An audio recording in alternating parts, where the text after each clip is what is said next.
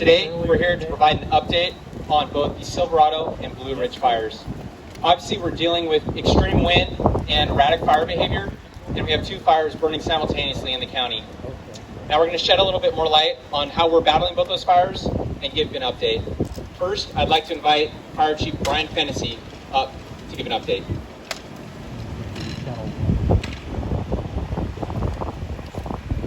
Thank you, Captain Barta. Thank you for being here. A little bit about the Silverado Fire. At this time, it is 7,200 acres. 500 firefighters are on the line. We have no confirmation of structure loss on the Silverado Fire. We're in unified command with the City of Irvine Police Department. We're also coordinating with the Orange County Sheriff, Cal Fire, the California Highway Patrol, OC Parks, the U.S. Forest Service, the City of Orange and Tustin. And I want to give a special thanks and shout out to the LA County Fire Chief Darrell Osby, who has sent 10 fire engines to help. Also LA City Fire Chief Ralph Terrazas, who also sent 10 engines, and Ventura County Fire Chief Mark Lorenzo. This is on top of the mutual aid requests that we'd already placed. Just by phone call, they quickly sent additional resources. I want to talk a little bit about the Blue Ridge Fire. That is the second fire we're fighting now. It's in Yorba Linda, approximately 1,100 acres. The fire is headed to Bobcat Ridge Trail. We've got 70,000 homes being evacuated. Back to Silverado, we have 22,000 evacuated from Silverado. We're getting these acreages, very detailed acreages, due to the intelligence fixed-wing platform that we have over both fires that are available statewide, called FIRUS. First of its kind. So we appreciate Cal OES as well making the aircraft available. And lastly, I just want to say thank you to all of those that have reached out to not only me, but the families of our injured firefighters that are struggling tonight at OC Global Hospital. Please keep them in your thoughts and prayers, and we hope that they have a speedy recovery. So we have mandatory evacuation orders here in the city of Irvine that are impacting approximately 90,800 residents.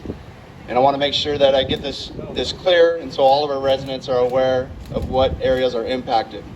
So all residents north of Irvine Boulevard, from Jamboree to Bake Parkway, as well as from Irvine Boulevard south to Tribuco Road, from Jeffrey Road east to Portola High School, are all under mandatory evacuations. Also, the communities in the city of Lake Forest, Baker Ranch, and Foothill Ranch are also under mandatory evacuations. We'd like to remind everybody to have a plan and be ready and to heed the warnings when we ask you to evacuate, that you do heed those warnings and you do evacuate immediately. That'll help us get in and start knocking down the fire and to keep all residents safe. For more information, we'd like you to go to Orange County Emergency Operations Center's Twitter page, as well as Orange County Fire Authority's PIO Twitter, and also the cityofirvine.org website for the latest updates. Our evacuation map is available on our website at cityofirvine.org. At least 70,000 residents this morning were evacuated, and additional 20,000, I believe, have been evacuated down to Tribuco Road. And also another 5,000 are under evacuation warning. We're urging everyone to comply with the evacuation orders, please, and for their safety and safety of our first responders. Since this incident began, we've opened 8 care and reception facilities. I've actually had an opportunity to visit 3 or 4 of them this afternoon. Several of those who are currently full, and we continue to open care and reception facilities for residents who have been displaced. So please visit our website at cityofirvine.org for a full list of care and reception centers and the evacuation zone map. And I want to thank all of you so very much. Tremendous partner. We are in unified command with them. We have been in unified command with them since the start. Also wanted to thank our other partners, including OCSD, Orange County Sheriff's Department, and the CHP. As was mentioned by the mayor and the fire chief, as public safety in the city of Irvine, we are primarily responsible for working directly with OCFA as they give the evacuation orders.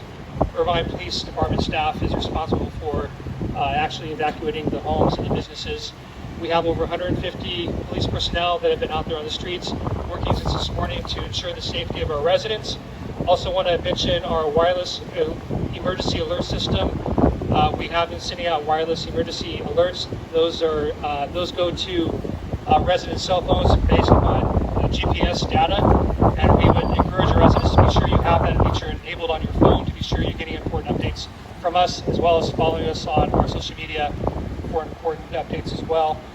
And finally, I just wanted to again extend my thoughts and prayers to the Orange County Fire Authority personnel that have been injured, and wish for their speedy recovery. Thank you. 41 and State Route 133 from Interstate 5 to the 241.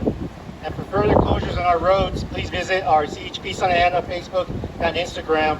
We're going to be updating that every hour possibly. And also, if you can avoid the area, we urge the public to please stay away.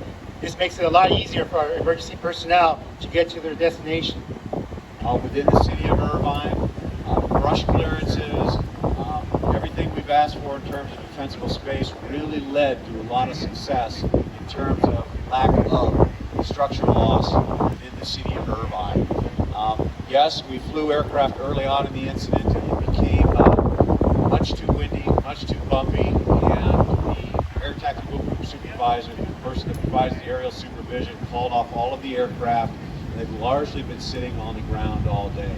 I have been informed that one of the very large air tanker, DC-10, is dropping now on the Blue Ridge Fire in Yorba Linda, and that we've got at least 2 of the Orange County Fire Authority aircraft up, and I'd imagine the rest will be flying soon. Once the velocity of the wind diminishes to a point where it's safe where they're flying, they will be flying. We anticipate if that continues, again, the winds to decrease, they will be flying tonight as well. The Orange County Fire Authority Type 2 Bell 412s and the very large helitanker that we're thankful that Southern California Edison has funded will also be dropping water tonight.